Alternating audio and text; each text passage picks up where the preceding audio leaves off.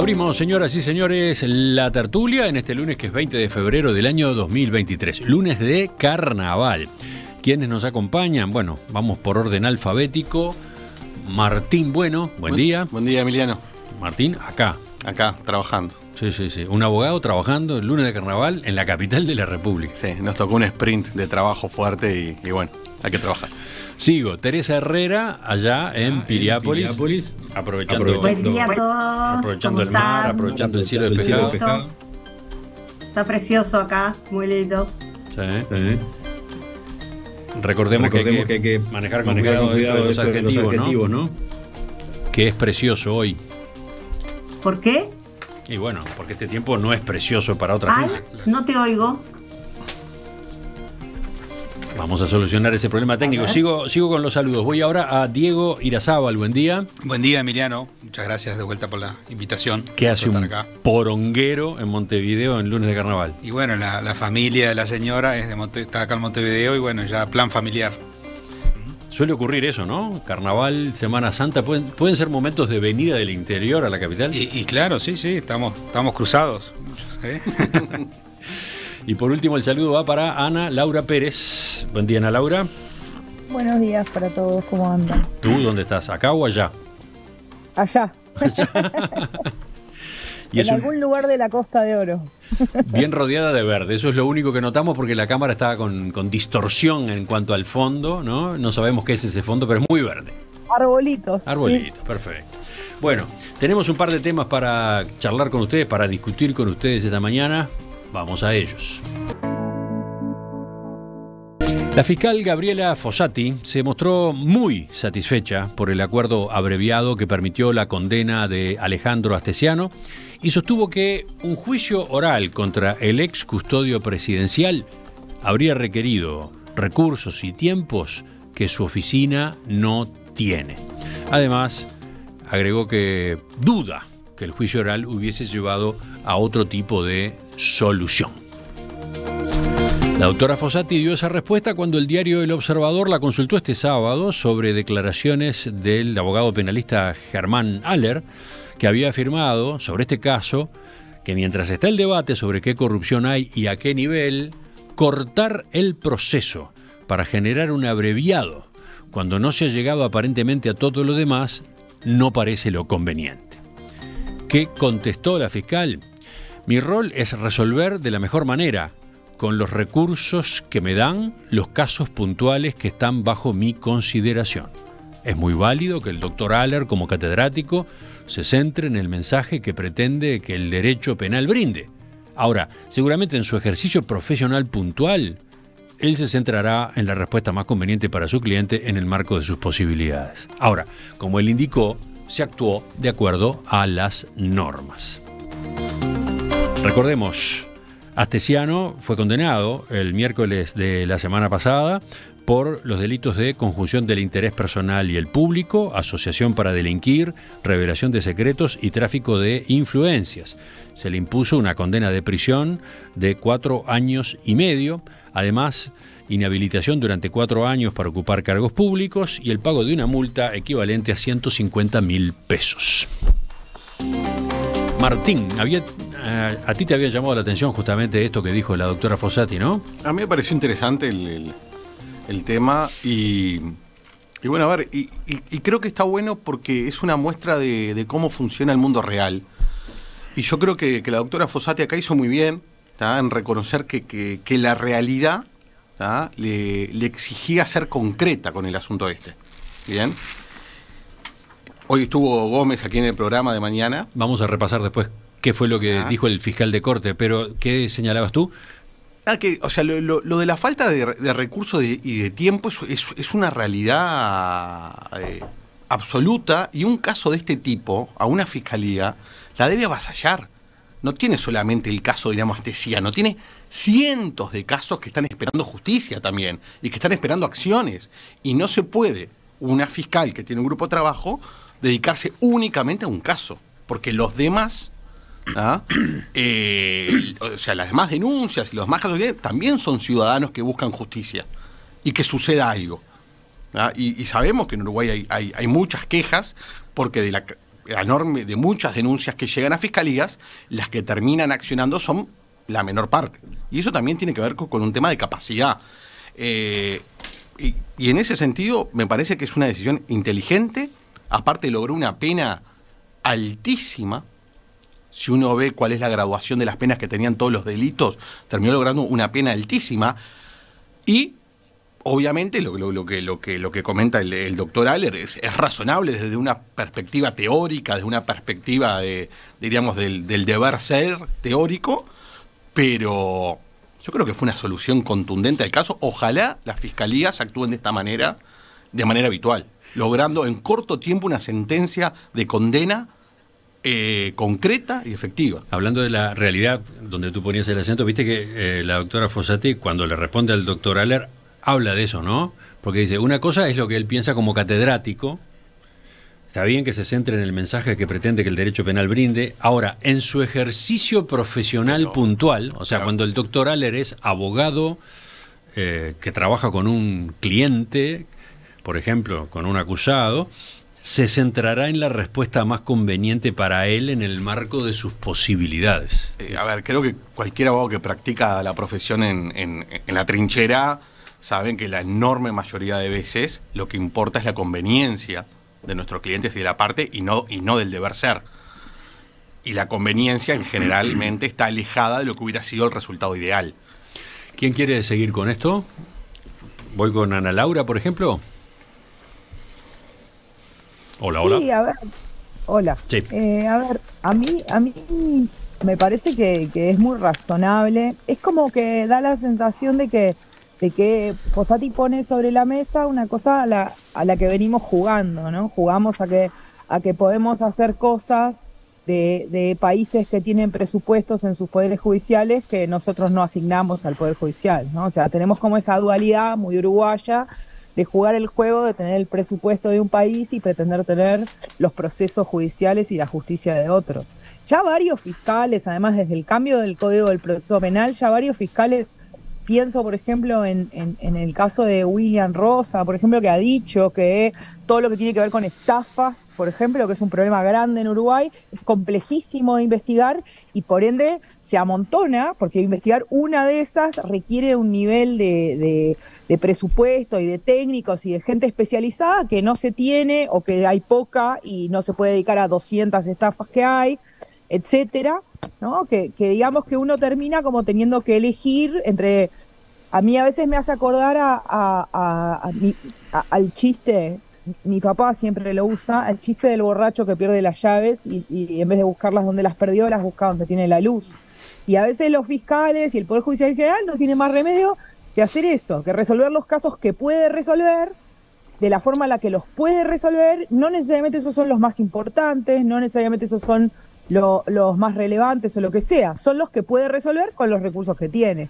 Y me parece que lo que hace Fossati es eso. Creo que lo que choca es que lo pone en palabras, es que lo dice así, sin ningún tipo de anestesia, y entonces a alguna gente eso le hace como un ruido raro, porque normalmente es un juego que jugamos y nadie dice, bueno, hice lo que podía hacer con la plata que tenía, ¿no? Me parece como interesante. El fiscal de Corte responde que puso a su disposición refuerzos de la fiscalía, ¿no? Ahora, en todo caso, quizás escuchemos lo que dijo. No es que la doctora Fossati trabajó solo con su oficina, ¿no? Eso es lo que el doctor Gómez puntualizó. Pero seguimos. Otro punto de vista. Vamos con Diego. Bueno, es un tema que, escuchándolos ahora Ana Laura y Martín, digo, bueno, no estaba tan errado en lo que yo pensaba a priori de este tema, que el punto de vista, a ver, no provengo del mundo jurídico, entonces este tema del punto de vista, de ese punto de vista jurídico, no tenía mayor elemento de análisis, pero iba en la línea de lo que ustedes estaban. Diego es politólogo, ¿no? Exacto. Exacto. Y entonces me daba la impresión que tal vez sí fueron desacertadas o poco felices las declaraciones, porque uno como ciudadano común, más allá de todo, se pregunta, bueno, pero ¿y qué pasa? ¿No tenemos las garantías desde el punto de vista judicial de que en una determinada situación una fiscalía, el Poder Judicial pueda investigar como corresponde y darnos a todas las garantías que, ¿no? No. Bueno, es preocupante. No las tenemos, ¿no? La respuesta de Martínez, no. Los que estamos por fuera del mundo jurídico pensábamos que no era así la cosa, más allá de alguna presunción o sospecha, pero bueno, entonces capaz que esa fue la parte un poco, después ella tempera la afirmación y dice, bueno, pero igual yo creo que no hubiera llegado a una solución distinta a la que llegó. Llegó a una buena solución.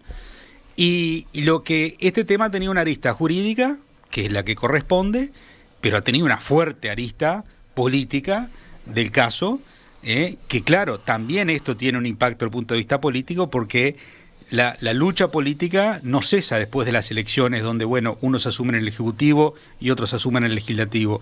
La lucha política continúa bajo otras modalidades, pero continúa.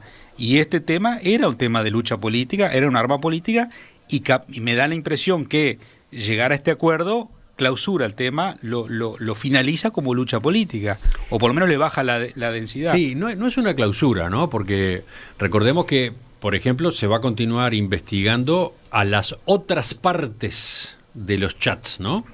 Y de hecho, después de este acuerdo y esta condena a Astesiano, hubo una condena más, ¿no?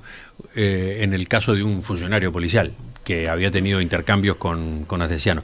Y hay otras investigaciones pendientes sobre otros funcionarios policiales, dirigentes políticos, etcétera, ¿no? Sí, exacto. A ver, le baja un poco la densidad, más allá que sigue. Y ahí tengo otra pregunta, no quiero, porque está Teresa todavía para hablar, pero ahí me surge una pregunta y un interrogante que vos, como jurista, me la podrás decir, porque no entiendo cómo... No me digas jurista, que me pone incómodo. Es demasiado. Pero tiene que ver con cómo un tema genera tantas derivaciones a partir de los chats, y en otras situaciones, ¿no hay análisis de chat que podrían ser una caja de Pandora? Porque ha habido otras situaciones donde se ha procesado a personas que han estado vinculadas también a gobiernos de turno, etcétera, y no tuvimos acceso a chats que permitiera desplegar toda una serie de denuncias insospechadas y que la cosa fuera tomando otros niveles. Ese es un punto muy interesante, esa es una excelente pregunta. ¿No? Y en realidad es una pregunta que jurídicamente es compleja. Es bastante compleja, yo diría. Porque ahí tiene que ver hasta dónde, diríamos, la pretensión punitiva del Estado se puede analizar temas que no fueron el objeto, diríamos, de la denuncia. Exacto. Porque ahí está el tema de la privacidad, está el tema de las pesquisas secretas.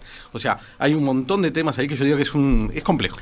No sé la respuesta. Eso da para otro día, da para otro abordaje a fondo, porque lo que señala es clarísimo, ¿no? En general suele incautarse el teléfono celular de la persona que es detenida y es sometida a una investigación, ¿no? En este caso, ese teléfono celular se examinó y abrió 40 posibilidades de delitos y de irregularidades. No es lo que pasa cuando se incauta otros teléfonos y cuando se examina otros teléfonos, ¿no? No lo hemos visto hasta ahora. No lo hemos visto. Pero dejemos esa ventana para otro día. Falta que hable Teresa en la primera ronda. Bueno, en Océano se incautaron los teléfonos y fue gracias a los teléfonos que logró desarmarse, digamos, armarse, al contrario, la rueda, la trama, no es el único caso en el cual se han usado. No, pero ¿sabés a dónde iba, Diego? Sí. Y yo comparto, sin duda los teléfonos celulares fueron importantes en el caso de la Operación Océano, pero de un teléfono, supongamos, cualquiera, el de Juan Pérez, no se salió en busca de otros delitos, de otro tipo de delitos, de otras cosas que pudieran surgir de los WhatsApp de esa persona, ¿no? Acá se lo estaba investigando en principio por un tema de pasaportes truchos, ¿no? Y sin embargo, miren para dónde derivó. Sí. Yo con respecto a esto tengo dos cosas que decir. Una, que nuevamente voy a interpelar al sistema político. Digo, si la Fiscalía no tiene recursos, así como tenemos leyes que se votan sin presupuesto, varias, la más emblemática, la 19.580, digo, bueno, así estamos, ¿no? Digo, Ana Laura decía hace un rato, jugamos a qué, hacemos como qué, pero políticas públicas y sectores públicos sin recursos, yo la verdad que no tengo visto, ¿no? Entonces, ¿hacemos qué? Tenemos políticas públicas, ¿hacemos qué? Tenemos una fiscalía, ¿hacemos qué? Pero yo no pretendo llegar al primer mundo, ¿no? Me acuerdo que hace poco fui a ver She Said, la película que tenía que ver con todo el tema de los abusos sexuales a actrices en Hollywood.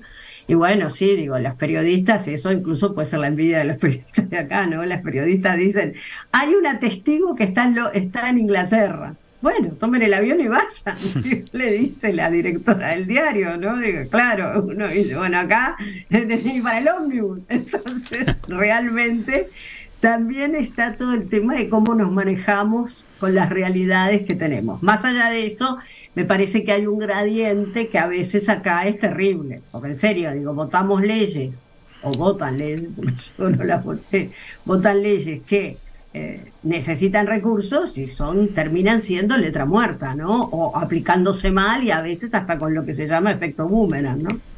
Yo sí quiero rescatar de la fiscal Fossati una cosa que me parece muy importante, vinculado justamente a esta ley, a la 19.580 y otras leyes de este tipo, lo enfática que fue con respecto al tema de las averiguaciones acerca de la violación en la fiesta del Partido Nacional. A mí lo que dijo Fossati me parece muy bien, estoy totalmente de acuerdo, digo, lo dijo ajustado a derecho, a los convenios internacionales, digo, no porque sea experta Mexevi es que me duelen prendas, pero realmente como que me parece que puso la cosa en su justa medida y además fue muy enfática en decir que los años que había pedido y todo lo demás tenían en gran parte que ver con eso. Y yo creo que es importante porque ella habla de la protección del derecho de una gurisa menor de edad, y ahí yo quiero decir algo que creo que ya lo dije alguna vez en una tertulia. Ni el presidente de la República, nadie puede saber qué es lo que pasa en una situación como esa. Es violatorio de todos los convenios internacionales, de la ley que tenemos con presupuesto o sin presupuesto. Entonces, recordemos de lo que estamos hablando, capaz que Martín me corrige desde el punto de vista técnico del nombre. Teresa está aludiendo a uno de los delitos en los que estuvo involucrado Astesiano. Bueno, exacto, y por el cual fue procesado ahora, ¿no? Y también el subdirector ejecutivo de la Policía Nacional, Jorge Barriel, ¿no? La circulación de un documento que era reservado. ¿Cómo se llama eso? Noticia criminis, ¿cómo es, Martín? Sí. No, desconozco. Desconozco. No, pero claro, era el informe a propósito del caso de esa violación que habría ocurrido en una fiesta de jóvenes del Partido Nacional, sobre la cual Astesiano recibe un texto donde están todos los nombres de las personas involucradas, algo que por la normativa que existe en esa materia no debió haber sido transferido, ¿no? Y quiero ser enfática en esto, Emiliano. Mucha gente criticó a Fossati porque Fossati dijo que bueno, que el presidente tenía derecho a conocer determinadas cosas, pero sin embargo en esto ella es enfática, nadie, ¿no? Y me parece que eso es importante que lo tengamos en cuenta. Bueno. El poder tiene que tener límites. ¿Qué dijo el fiscal de corte a propósito de este reclamo que la doctora Fossati hace en cuanto a los medios con los que tiene que moverse su oficina en un caso como este? Hoy más temprano cuando lo entrevistamos, por ejemplo, señalaba.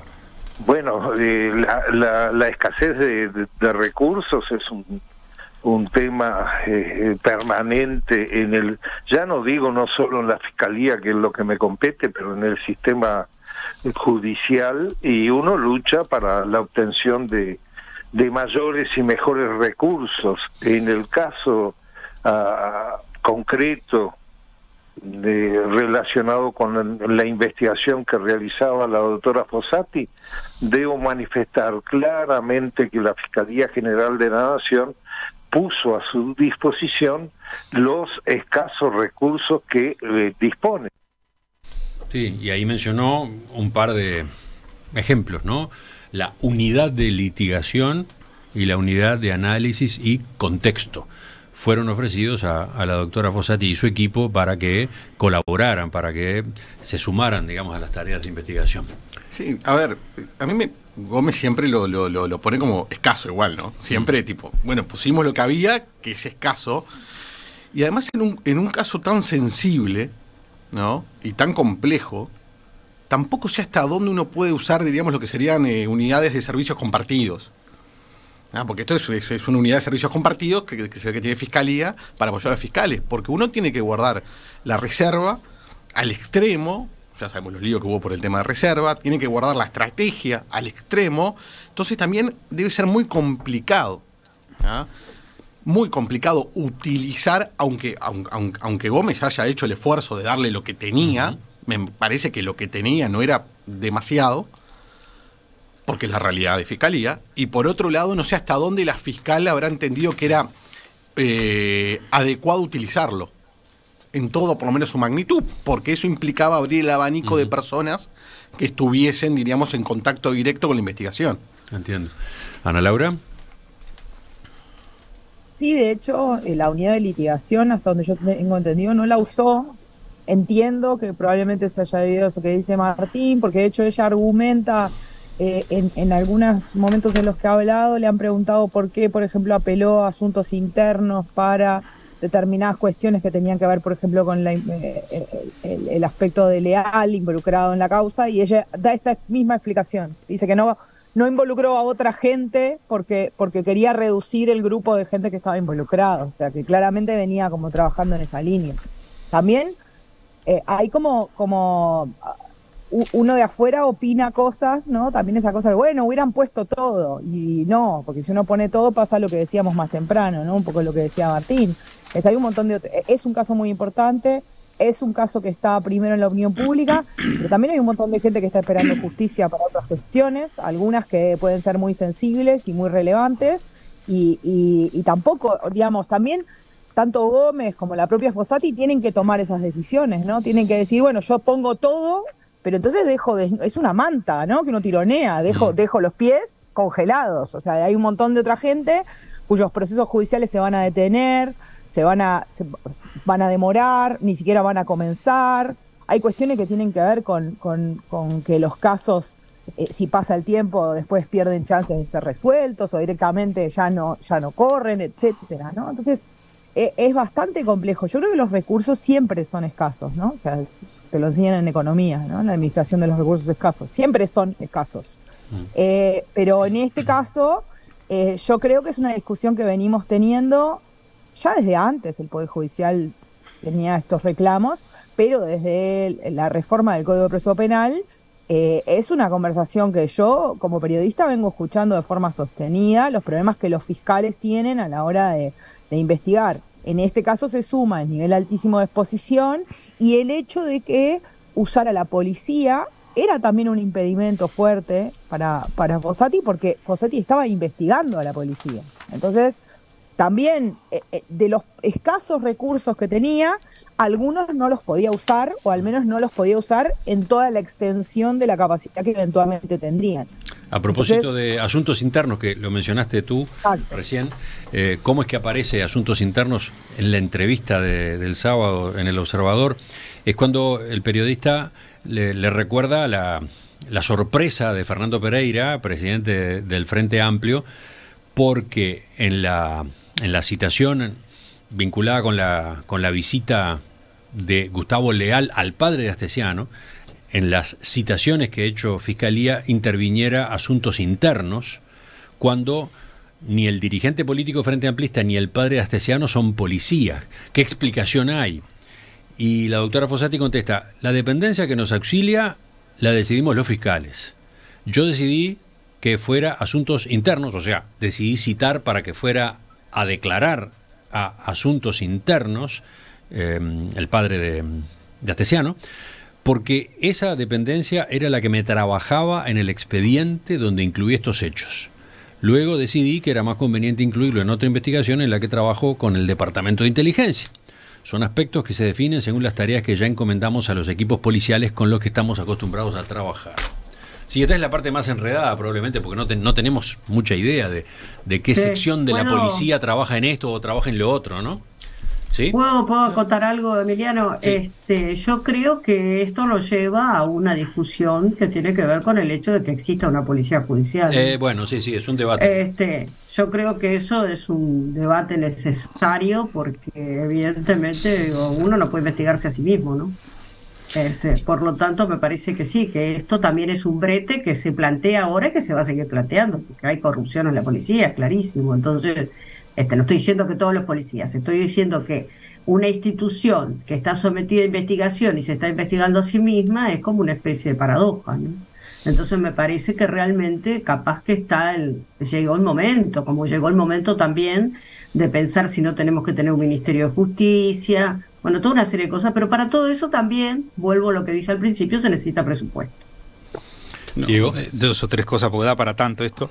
Con respecto al tema recursos, pienso, la verdad que el país entero a lo largo de tantos años ha sido injusto con respecto a la asignación de recursos para el Poder Judicial, y lo digo de la perspectiva de que estuve muchos años, desde el 2005, en el caso de una intendencia, relacionándome con el gobierno nacional, con ministerios, con OPP, y lo que he visto y esta es la palabra, despilfarros de recursos en programas que no tienen ningún impacto realmente en cambiar la realidad de la vida cotidiana de la gente, y que se hacen porque hay una élite política que le encanta inventar programas para gastar plata y para exhibirse y obtener reconocimiento, y esos recursos haber sido puestos en el Poder Judicial, lo que estamos hablando ahora, ¿no? Ese es un debate que da para en algún momento hablar sobre la distribución de recursos en este país, ¿no? Lo otro es, que me imagino está cerrando el tema de lo que ustedes decían. Evidentemente, yo creo que la fiscal, me imagino que dijo, más allá de los apoyos extras que pueda obtener, que siempre son escasos, porque lo recalcó el fiscal Gómez, más allá de todo terminan siendo escasos también, llegó a la solución que podía llegar, porque seguir metiendo el cuchillo a fondo podía seguir implicando meses y meses y meses de trabajo y de investigación para atrás, porque pregunto, vos que sos abogado, este tema de los pasaportes empezó en el 2013, ¿no? Sí. Y entonces, hubiera querido ir para atrás a investigar también los chats de jerarcas de gobiernos anteriores y de indagar y de interrogar a muchos jerarcas de distintas dependencias de gobiernos. Hubiéramos entrado en una espiral que esto no terminaba ni en el 2027. Absolutamente. A mí me gustaría decir algo, que es, los jueces, por ejemplo, en Uruguay, trabajan en absoluta soledad. ¿Qué significa? Que está el juez solo con una oficina administrativa, y el juez tiene que pensar un montón de temas, los juzgados letrados civiles, por ejemplo, que ven de todo, ¿no? Y no tienen un sparring para pensar. O sea, no tienen otro abogado que trabaje. O sea, los fiscales tienen equipos. Los jueces no tienen equipos. Están solitos. Y realmente hay muchos casos que uno piensa, ¿cómo hace el juez para resolver esto si yo estoy hace 2 meses trabajando solo para esto con un equipo de gente y no me da la cabeza? ¿Cómo lo va a entender el juez si a uno le cuesta mucho, con muchísimo más recursos y mucho más foco que un juez? Uh-huh. Entonces, a veces pedimos cosas que son imposibles. Y lo último que digo es, no solo está el tema del presupuesto, sino está cómo captar talento. Porque dicen, metimos 30 personas, 40. Hay que ver también cómo se capta talento y cómo se motiva el talento para entrar al Poder Judicial y a Fiscalía. Hoy el doctor Juan Gómez decía que estaban ingresando este año del orden de 50, 60 funcionarios adicionales en Fiscalía. La mitad de ellos depende de que se aprueben las veñas en el Parlamento. Y eso, señalaba, es del orden de un 8% de incremento en la plantilla. Aproximadamente, ¿no? Tú decís que no alcanza con eso, ¿no? Lo que digo, eso parece importante y parece que es un aumento importante. Lo que digo que después está el tema del talento. Hace poco tiempo salió una entrevista de un miembro de la Suprema Corte de Justicia diciendo que hay algunos jueces que no llegan al mínimo de conocimientos. Jueces. Sí, jueces, al mínimo de conocimientos. Entonces, no solo es presupuesto, sino es cómo lo aplicamos, porque hay que captar talento en el Estado. Si el Estado no logra captar talento para, aparte de tareas que son esenciales, acá no hay tema de liberalismo o no liberalismo, o sea, son tareas esenciales, impartir justicia. ¿Ah? Es algo que alguien lo tiene que poner en la agenda. ¿Quedó algo? Ana Laura, Teresa. Diego me dice que sí, pero... Yo sí quisiera agregar una postilla. Ratifico, apoyando lo que dice Martín. Primero, que creo que tenemos que tener claro que a veces decimos Poder Judicial y pensamos que incluimos a Fiscalía. No, es el sistema de justicia, ¿tá? Sistema de justicia, Fiscalía, Policía y por otro lado el Poder Judicial. donde están los jueces y están los defensores. Entonces, me parece, por eso yo hablaba de la necesidad de un Ministerio de Justicia también, ¿no? Digo, lo importante que sería que estuviera todo eso realmente, porque incluso en el caso de los jueces, como dice Martín, es terrible. Digo, hace muchos años me tocó trabajar dentro del Poder Judicial, y realmente me encontré y no estoy hablando del siglo pasado, estoy hablando del 2005, 2006, me acuerdo que una jueza de Paysandú dijo, la primera vez en mi vida que yo vi una máquina Remington fue cuando me nombraron jueza en Paysandú, y me encontré con que tenía una máquina Remington para escribir, 2005, y ya existía la computadora. Entonces, digo, realmente nombran un juzgado ahora acá en San Carlos para el tema de violencia basada en género, y no hay presupuesto para que las mujeres puedan tener 2 ómnibus para poder ir y a veces 4, porque digo, no es que el departamento está todo comunicado, ¿no? Entonces, digo, esa es la realidad. Esto que cuenta Martín del juez solo es la realidad. Esto que cuento yo de las mujeres que no tienen no hay un presupuesto para ir a un juzgado, que es el único que hay en el departamento, sobre un tema tan delicado que le cuesta la vida a tanta gente. Entonces, realmente a mí me parece que a veces estamos como pensando en Walt Disney, ¿no? Diego, ¿tú qué decías? No, simplemente una cosita chiquita, dado que este tema de Astesiano ha disparado para tantos lados. Los temas de fondo se resolvieron con este acuerdo que alcanzó la fiscal, ¿no? Y en definitiva el procesamiento y donde Astesiano asume entonces en definitiva su participación en ciertos y determinados delitos. Pero hay un tema de menudeo de gauchadas, que a mí me da gracia cómo se analizan ahora, ¿no? Por esta salida de los chats, de que fulanito le pidió que averiguara, ¿no? Y como esas gauchadas que le pedían. Volvamos a leer, yo cada tanto lo trato de volver a leer siempre, El país de la cola de paja de Benedetti. Y me busqué una frase que la anoté: la sinceridad o insinceridad poco tiene que ver a nuestro país con la posición ideológica de los partidos. Tengámoslo en cuenta, porque ahora parece que estamos descubriendo como que esto de las gauchadas, y lo escribió Benedetti en 1960.